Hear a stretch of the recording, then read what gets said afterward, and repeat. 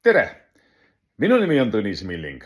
Autosõiduga on olnud mul nüüd kogemus pea 3 või 4 aastat. Selle aja jooksul olen omandanud endal 3 kategooriat. Nagu ikka, teatud eas ju inimene hakkab mõtlema, et äkki ma kunagi ostan endale tsikli ja põristan mööda Eestit või kusagil mööda laia maailma ringi. Tegin ära A-kategooria. Lisaks sellele aeg-ajalt pean auto taga vedama vähe suuremat koormat. Oli vaja teha ära ka BE-kategooria.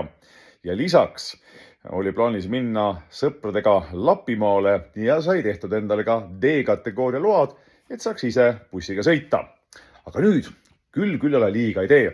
Ja alates tänasest hakkan õppima ka C-kategooria lube, et veoautoga erinevate hobidel on mul vaja ka veoautoga sõita. Ja täna ongi mul esimene tund ja hakkan tegema siis e-koolis loengut ja siin on näitan ka liiklusreeglid ja käitumine. Liikluses on minu esimene tund. Seda on mugav teha siinsamas diivani peal, võtta taga arvuti sülle, teed ära need loengud.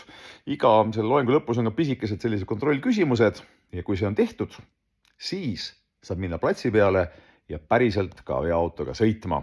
Aga nüüd õppima!